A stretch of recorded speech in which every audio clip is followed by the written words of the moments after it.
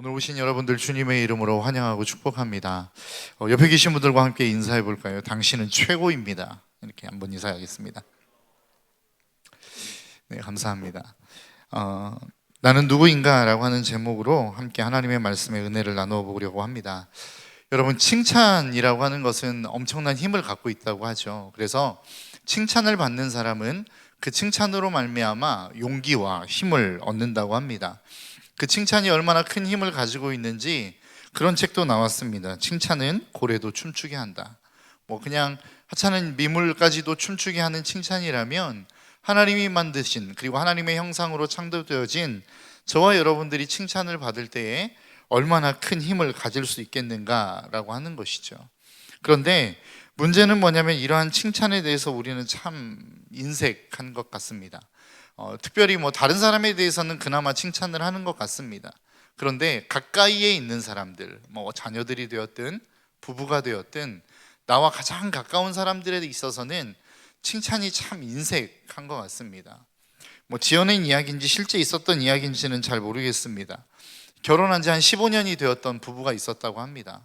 그런데 둘 사이가 별로 안 좋았나 봐요. 그러니까 남편은 집에 오면 이제 자기 할 일 하고, 아내는 계속 육아하고, 그리고 집안일 하는 일들을 계속 하는데, 어느 날 하루는 그 현관에 있는 그 거실에 있는 형광등이 좀 이렇게 깜빡깜빡 거렸었나 봅니다. 그러니까 이제 아내가 그걸 보고 남편에게 부탁을 했죠. 저 형광등 좀 갈아주세요. 그랬더니 이게 딱 보고 말더랍니다. 그리고 2주가 지나도 안 갈아주더라는 거예요. 계속 이야기하고, 저 형광등 나간 거 안 보여요? 그러면 그냥 쳐다만 보고 말아버리고, 저 여전히 안 갈아주는 모습들이 계속 있더랍니다. 그래서 이 아내가 도저히 참을 수가 없어서 이제 이 남편과는 그만 살아야겠다. 그래서 상담사를 찾아갔답니다. 그랬더니 그 상담사가 쭉 상담을 해주고 난 다음에 숙제를 하나 내줬는데, 다음 주에 다시 만납시다. 그런데 숙제가 있어요. 하루에 한 가지씩 남편을 보고 칭찬을 해서 그 칭찬의 내용을 노트에 기록해 오는 겁니다 라고 하는 숙제를 가져왔습니다. 그리고 집에 와서 남편이 퇴근해서 왔는데 아무리 남편을 위아래로 쳐다봐도 칭찬할 내용이 없는 겁니다. 도대체 이 사람을 뭘로 칭찬해야 될까 고민을 하다가 머리를 봤는데 그날따라 또 이발을 하고 왔더랍니다. 그래서 이걸로 한번 칭찬해 보자. 그래서 칭찬을 했답니다. 오늘 이발하셨네요. 참 멋져 보여요. 그랬더니 이 남편이 그냥 피식 웃고 말더랍니다. 칭찬을 해줬으면 고맙다라고 말을 하든지 다른 피드백이 있어야 되는 것 아니겠습니까? 근데 그냥 픽 웃고 들어가 버리더라는 거예요. 그러니까 너무 화가 났죠. 그리고 난 다음에 다음 날이 됐습니다. 이 남편이 들어오는데 아이들이 그날따라 이제 막 장난감을 가지고 놀면서 바닥에 장난감을 너무나도 어지러 놓은 겁니다. 발 디딜 틈이 없이. 그래서 남편이 이렇게 들어오면서, 현관에서부터 들어오면서 장난감을 발 디딜 틈이 없으니까 이렇게 하나씩 이렇게 발로 치우면서 자기 발 내디딜 틈만 만들고 들어온 거예요. 그러니까 이 아내가 또 보고 칭찬을 해야 되지 않습니까? 이 도대체 뭘 칭찬해야 되나 하다가 그렇게 발로 장난감을 이렇게 밀어내는 모습을 칭찬했다는 겁니다. 여보 고마워요. 장난감도 이렇게 치워주고. 그랬더니 그 남편이 또 피식 웃고 넘어가더랍니다. 그리고 난 다음에 셋째 날 손에 뭔가를 사들고 들어왔답니다. 그게 뭐였을까요? 형광등을 사들고 들어왔답니다. 그래서 형광등을 갈아주고 흔들거리는 그 형광등 케이스까지도 다 조여줬다는 이야기가 있습니다.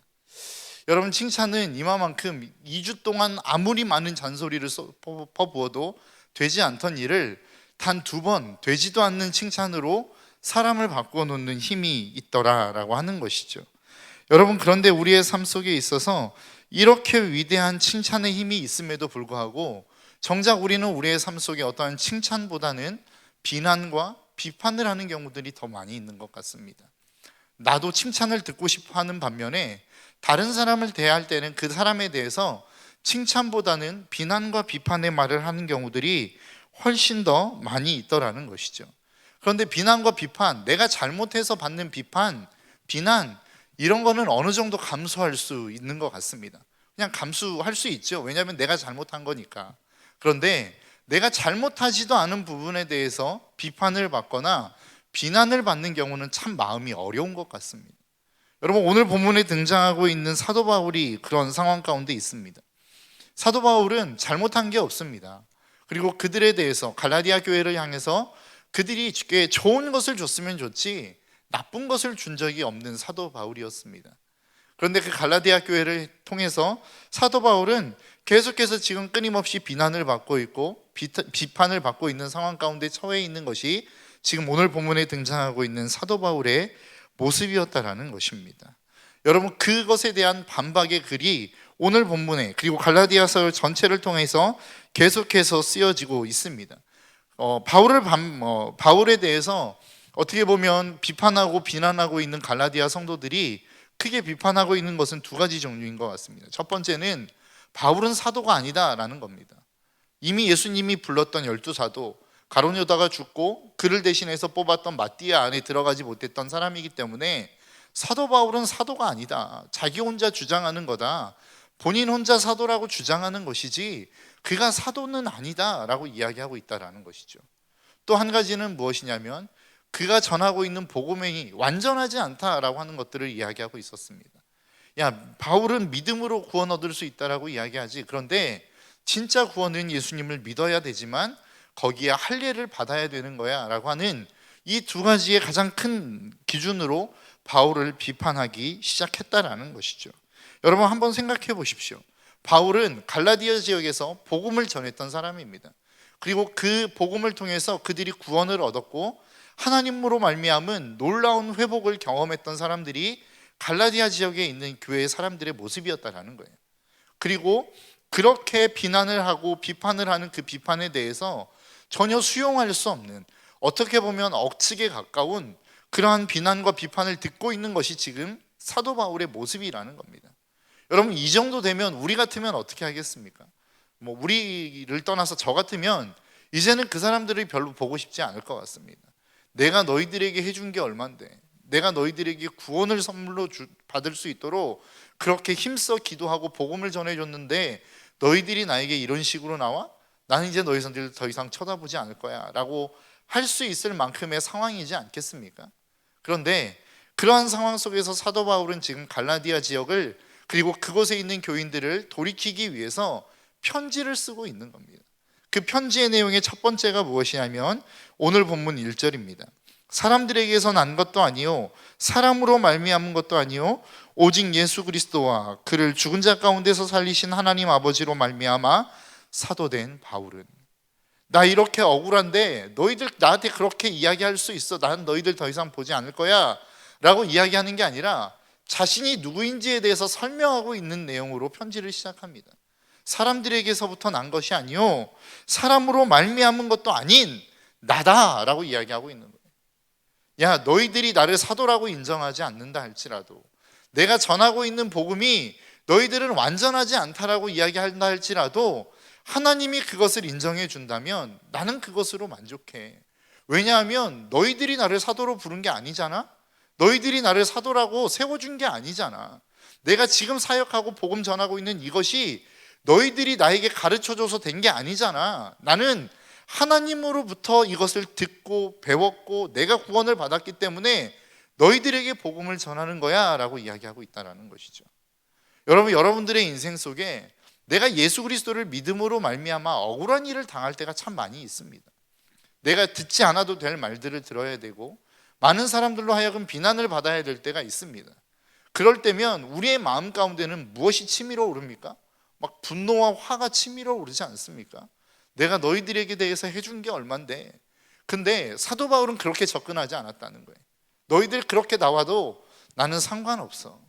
왜냐하면 나는 너희들이 세운 사도가 아니기 때문에.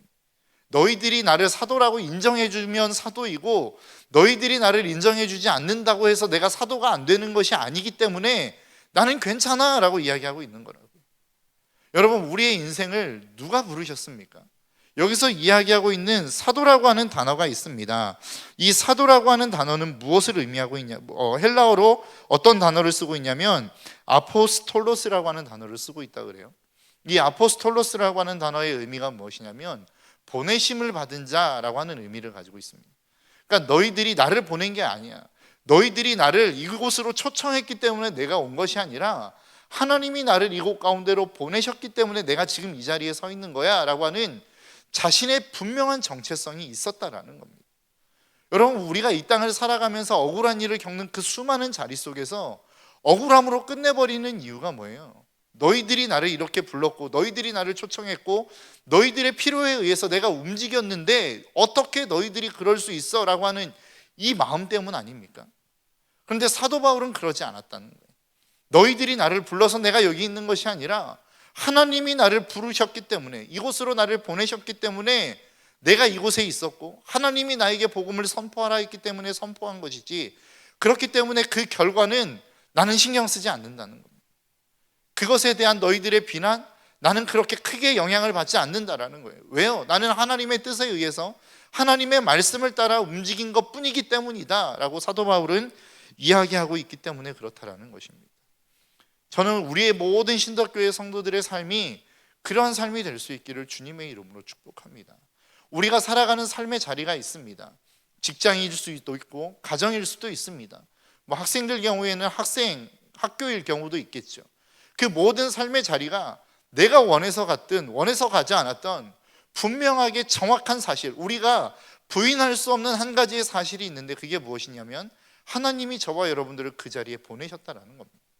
그 가정으로 보내셨고 그 직장으로 보내셨고 그 학교로 보내셨고, 내가 서 있는 자리면 그곳이 어디가 됐든 하나님이 저와 여러분들을 그곳에 세우셨다라는 겁니다. 그렇기 때문에 내가 그곳에 있는 것이지, 내가 원했다고 해서 그곳에 있고 원하지 않는다고 해서 그곳에 있지 않는 게 아니라는 거예요.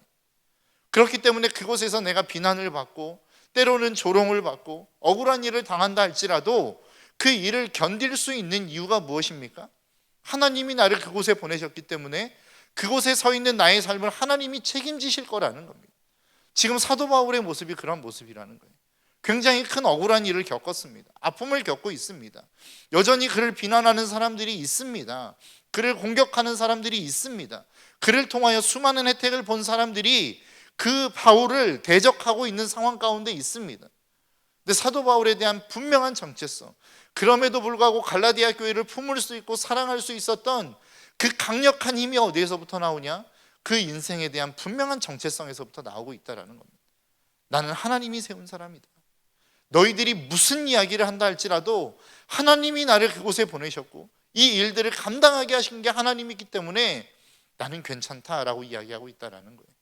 저와 여러분들의 삶이 그러한 삶이 될 수 있기를 주님의 이름으로 축복합니다. 어떠한 억울한 일을 겪었다 할지라도 하나님이 나를 그곳에 세우셨고 하나님이 그 사람을 나를 만나게 하셨기 때문에 결국은 이 문제에 대한 해결책도 하나님이 주실 거라는 것이죠. 사도 바울 안에는 그 믿음이 있었다라고 하는 것입니다. 그렇게 하나님에 대한 분명한 정체성을 가지고 있는 사람이 어떠한 삶을 살아가고 있는가라고 하는 것이죠. 그게 바로 4절과 5절의 말씀입니다. 그리스도께서 하나님 곧 우리 아버지의 뜻을 따라 이 악한 세대에서 우리를 건지시려고 우리 죄를 대속하기 위하여 자기 몸을 주셨으니 영광이 그에게 세세토록 있을지어다. 아멘. 지금 사도 바울이 뭐라고 이야기합니까? 나는 하나님을 찬양하는 삶을 살아간다라는 거예요. 하나님이 나를 이곳 가운데로 부르셨고 구원하셨고 보내셨으니 내가 서 있는 그곳에서 영광을 세세토록 하나님께 돌리기를 나는 소원하며 그러한 삶을 살아간다라고 이야기하고 있다는 것입니다. 여러분들의 삶 속에 그러한 삶이 있기를 주님의 이름으로 축복합니다. 언제 어느 곳에서 어떤 상황을 만난다 할지라도 하나님을 찬양하는 그 찬양, 하나님께 영광을 올려드리는, 세세토록 영광을 돌리는 그 하나님을 향한 찬양의 모습들이 끊이지 않는 저와 여러분들의 삶이 될 수 있기를 주님의 이름으로 축복합니다. 그런데 사도 바울이 지금 찬양하고 있는 찬양의 내용이 무엇입니까? 바로 예수 그리스도의 십자가를 찬양하고 있습니다. 4절입니다. 그리스도께서 하나님 곧 우리 아버지의 뜻을 따라 이 악한 세대에서 우리를 건지시려고 우리 죄를 대속하기 위하여 자기 몸을 주셨으니. 지금 사도 바울이 뭐라고 이야기합니까? 하나님이 예수 그리스도를 이 땅 가운데 보내셨다라는 거예요. 보내신 이유는 하나라는 겁니다. 이 악한 세대에서 우리의 죄를 용서하기 위해서 이곳 가운데 보내셨다라는 거예요. 여러분, 예수님이 오신 이 땅이 어디였습니까? 악한 세대였습니다. 죄악이 관영한 세대였습니다. 그 세대 가운데로 예수님은 보내심을 받은 거예요. 여러분, 저와 여러분도 마찬가지입니다. 우리가 보냄을 받는 곳이 어디입니까? 많은 사람들이, 크리스찬들이 있는 곳이고 모든 사람들이 하나님을 경배하며 예배하는 곳이 아니라는 거죠. 하나님이 우리를 보내시는 곳은 어디예요? 악이 관영한 곳, 죄악이 많은 곳, 그곳으로 저와 여러분들을 보낸다라는 것입니다. 그곳으로 하나님이 저와 여러분들을 파송하신다라는 거예요. 왜요? 그 악한 가운데 거하는 자들, 죄악 가운데 거하는 자들을 하나님이 저와 여러분들의 삶을 통하여 구원하기를 원하고 있기 때문에 그렇다라는 겁니다. 그렇기 때문에 그렇게 살아가는 삶의 모습은 어떻습니까? 세상으로부터 비난을 받을 수밖에 없는 거예요. 세상으로부터 조롱을 받을 수밖에 없는 거예요. 왜요? 그들이 살아가는 방식과 우리가 살아내는 방식이 다르기 때문에 그렇습니다. 그래서 누가복음 6장 26절은 이렇게 이야기합니다. 모든 사람이 너희를 칭찬하면 화가 있도다. 그들의 조상이 거짓 선지자들에게 이와 같이 하였느니라. 주님의 말씀이 무엇입니까? 야, 모든 사람들이 너희들을 칭찬하는 그런 사람이 있어? 그러면 너희들은 거짓 선지자와 같은 거야 라고 말씀하고 있어요. 왜요? 우리는 그들의 죄악을 적당하게 수용하며 살아가는 삶은 그렇게 많은 사람들에게 좋은 사람으로 남을 수 있습니다. 그러나 내가 그것과 타협하지 않고 그들의 죄악을 건드리고 그들의 죄악 가운데서 돌이키기를 끊임없이 권면하는 사람은 세상에 많은 비난과 아픔을 겪을 수밖에 없는 사람이 된다라는 것입니다. 여러분, 저와 여러분들의 삶을 한번 돌아봤으면 좋겠어요. 여러분들의 삶의 자리 속에 믿지 않는 사람들이 수도 없이 많이 있습니다. 그런데 그 사람들로 하여금 야, 저 사람은 참 좋은 사람이야, 괜찮은 사람이야, 가까이 하고 싶은 사람이야, 이러한 칭찬만 끊임없이 듣고 있다면 우리의 삶에는 뭐가 문제가 있다라는 겁니다. 누가복음 6장 26절이 그렇게 말씀하고 있어요. 모든 사람이 너희를 칭찬하면 화가 있대요. 그 이야기는 다른 말로 이야기하면 무엇입니까? 우리는 세상의 악과 세상의 죄와 적당하게 타협하며 살아가는 모습으로 살아가고 있다라고 하는 것을 이야기하고 있다라는 것입니다. 그래서 우리가 정말로 믿음 안에 살아가면, 정말로 그 믿음의 말씀의 원리를 쫓아 살아가면 세상으로 하여금 미움을 받을 수밖에 없는 삶을 살아갈 수밖에 없다라고 하는 것입니다. 그래서 우리나라 옛말에 그런 말이 있죠. 물이 너무 맑으면 고기가 모일 수 없다. 이 이야기는 무엇입니까? 어떤 한 사람이 너무나도 청렴결백하면 그 사람 주위에는 사람이 없다는 거예요. 왜요? 이 세상에는 적당하게 내가 잘 살기 위해서는 적당한 어떤 불의와 타협할 줄 알아야 되는 것이기 때문에 그렇습니다. 내가 정말로 결백하기만 하면 내가 원하는 무엇인가를 얻지 못하고 살아갈 경우가 훨씬 더 많기 때문에 그렇습니다. 그래서 어떤 누군가를 정말로 말씀 앞에, 그리스도 앞에 바로 세우고자 한다면 우리는 세상의 비난을 받을 수밖에 없는 거예요. 세상에 어려움과 아픔을 겪을 수밖에 없는 것이라고요. 제가 저희 어머니에 대한 간증들을 몇 번 했었는데요, 저희 어머니께서는 제가 고3일 때도 저를 그렇게 새벽 기도를 끌고 가셨어요. 제가 너무 피곤해서 못 가겠다라고 막 짜증을 내고 신경질을 내도 뭐 소용없어요. 그냥 막 무조건 깨우십니다. 일어날 때까지 깨우십니다. 그러면서 제가 어머니를 얼마나 원망했는지 모르겠습니다. 그때 고3 때는 자율학습, 야간 자율학습이 있어서 패턴이 그렇습니다. 6시에 일어나서 학교에 7시까지 등교를 합니다. 그리고 저녁 12시가 돼야 학교에서 끝이 나요. 그리고 끝나고 오면 12시 반, 씻고 하고 하면 1시입니다. 그때 잠을 자서 6시까지 자봐야 겨우 5시간 자는 겁니다. 그런데 저희 어머니가 저를 새벽 기도에 데리고 가기 위해서 깨우시는 시간이 한 4시 40분 정도 되시거든요. 그러면 그때부터 시작해서 잠을 자면 한 3시 40분 정도밖에 못 자는 거예요. 3시간 40분 정도. 그러니까 어머니를 몇 차례 제가 설득했는지 모르겠어요. 엄마, 내가 이렇게 잠을 못 자면 내가 살 수가 없어, 막 이렇게 이야기를 해도 소용이 없는 겁니다. 그리고 나서 그렇게 깨워서 저를 데리고 다니셨어요. 그래서 제가 대학교를 떨어졌는지 모르겠습니다. 네. 그리고 난 다음에 제가 이제 장례식을 겪으면서 그런 모든 시간들이 쭉쭉쭉 흘러 지나가는 것들을 머릿속에서 이렇게 쫙 생각하면서 이제는 그런 때가 그립다라고 하는 생각들이 들게 되었습니다. 그때는 정말로 힘들고 아팠고 어려웠고 힘들었는데 이제 와서 생각해 보니까 그 시간이 저를 만든 시간이었더라. 그 시간이 하나님 앞에서 저를 만들어가는 시간이었던 것 같습니다. 여러분, 우리의 인생도 마찬가지입니다. 누군가 한 사람이 하나님 앞에 세워지기 위해서는 그의 죄의 습성을 버리게 할 수 있는 이 모습과 싸우는 모습이 있어야 돼요. 싸우지 않고 그들이 그 모습을 버릴 수 없다는 겁니다. 하나님 앞에 온전하게 세워지는 한 사람이 서기 위해서는 그냥 세워지지 않는다는 거예요. 엄청난 영적인 전쟁이 있어야만 그 사람이 세워질 수 있다라는 거죠. 그러니까 그 일을 감당하기 위해서 필요한 게 뭐라는 거예요? 누군가로 하여금 그 일을 감당하는 누군가는 끊임없는 비난과 비판과 싸움의 대상이 될 수밖에 없다라는 것입니다. 그리스도가 이 땅 가운데 오셨는데 그 그리스도가 하신 일이 뭐라는 거예요? 악으로부터 우리를 건져내기 위해서, 죄로부터 우리를 건져내기 위해서 하나님이 예수 그리스도를 이 땅 가운데 보내셨다라는 겁니다. 그와 동일한 모습으로 내가 하나님으로 말미암아 부르심을 받은 사람이라면 내가 부르심을 받은 자리에서 내가 해야 될 게 뭐라는 거예요? 그곳에 가장 가득 쌓여 있는 악, 그곳에 내가 삶을 살아가고 있는 그 삶의 자리에 관영에 있는 죄악, 이것과 싸움을 싸워야 되는 이 싸움의 일들이 우리 가운데 있어야 된다는 것이죠. 이것은 결코 쉽지 않은 일이라는 겁니다. 그런데 하나님이 저와 여러분들을 그 일을 위해서 부르셨대요. 보내셨대요. 그런데 왜 우리가 이 일들에 싸움을 하지 못하고 적당하게 타협합니까? 그것은 죄 때문이라고 이야기하는 것입니다.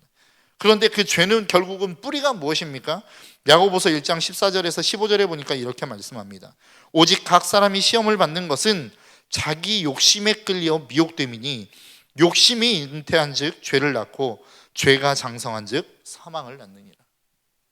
결국 우리가 그 죄의 현장 가운데 죄와 적당하게 타협하는 것은 내 안에 있는 죄성 때문인데 그 죄성은 무엇에 기인한 것이냐? 욕심에 기인한 것이라고 말씀하고 있어요. 내가 편하고자 하는 욕심, 더 많은 이익을 보고자 하는 욕심, 내 마음 가운데 쾌락을 갖고자 하는 욕심, 이 수많은 욕심들이 모여 내 삶 가운데 주어진 죄악과 싸우지 않고 적당하게 타협하는 삶을 살아가게 만든다는 것입니다. 여러분, 우리의 삶 속에 이 죄악과 적당하게 타협하는 모습으로 살아가면 결코 우리는 그리스도인다운 삶을 살아낼 수 없다라고 하는 사실을 저와 여러분들이 잊지 않으시기를 주님의 이름으로 축복합니다. 여러분, 우리는 많은 것들을 합니다. 구제도 합니다. 선교도 합니다. 그리고 기도도 하는 것 같아요. 말씀도 열심히 듣습니다. 그런데 문제는 무엇입니까? 내 문제 앞에 놓여 있는 욕심과 싸우려고 하지 않아요. 내가 지금 소원하고 있는 이 소원이 하나님으로부터 온 것인가? 아니면 세상의 가치관으로부터 온 것인가? 이것을 구분해서 하나님께로부터 온 것이라고 한다면 그것을 받아내고 세상으로부터 온 것이라고 한다면 그것과 싸워내야 되는 이 영적인 건강함이 있어야 되는데 이것이 어디에서부터 온 것인지 자체, 그것에 대한 어떠한 고민과 그것에 대한 어떠한 분리작업 자체가 우리의 삶 가운데 사라진 게 아닌가라고 하는 생각을 해봅니다. 여러분들의 마음속에 있는 수많은 욕구들이 있죠. 기도의 제목들을 보면 그 기도의 제목들이 어떻게 보면 우리가 소원하는 소망 아니겠습니까? 저 이것에 대해서 기도 좀 해주세요 라고 하는 그것은 나는 이러한 모습을 소망해요 라고 하는 소망을 이야기하는 거잖아요. 그런데 그 기도 제목 안에 그 기도의 제목들을 쭉 여러분들이 한번 살펴보셨으면 좋겠어요. 그리고 이 기도의 제목이 진짜 하나님으로부터 온 것인가? 하나님을 위한 것이고 하나님의 나라를 위한 것이고 하나님의 말씀에 귀한 것인가?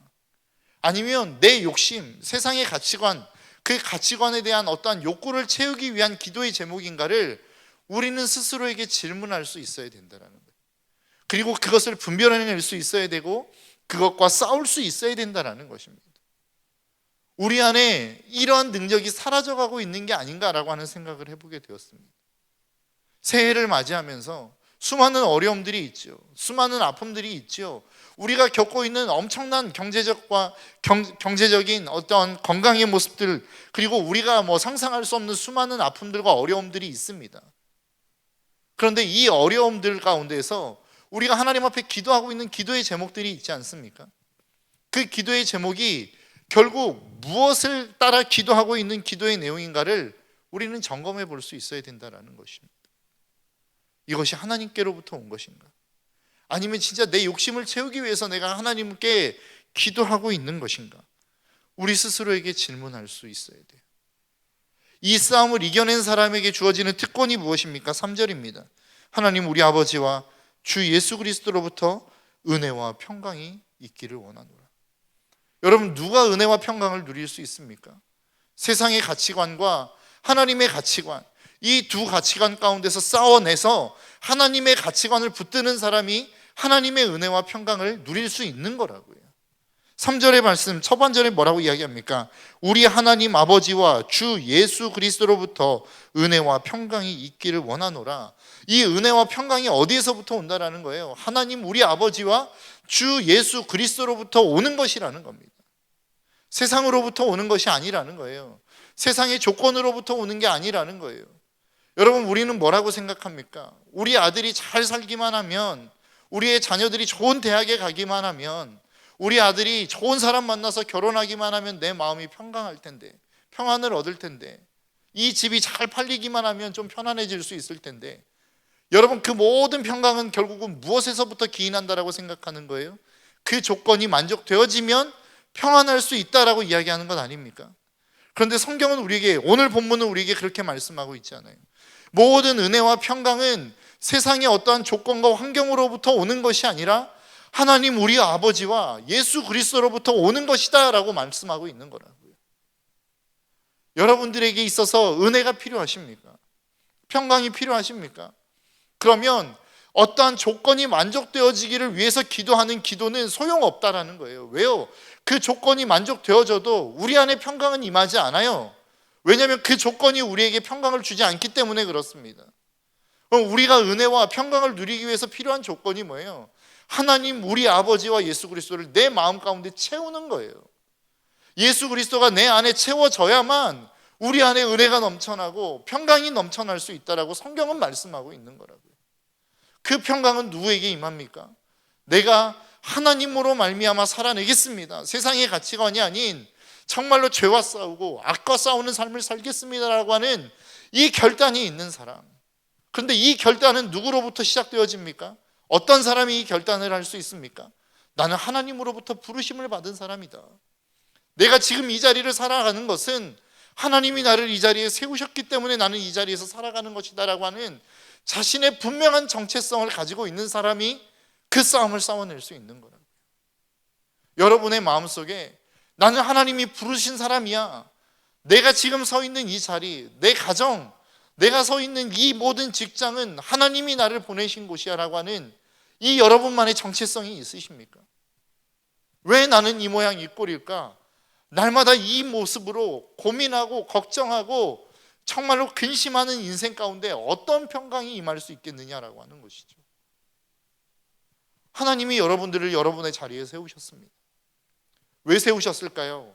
감당할 수 있을 만하니까 세우신 겁니다.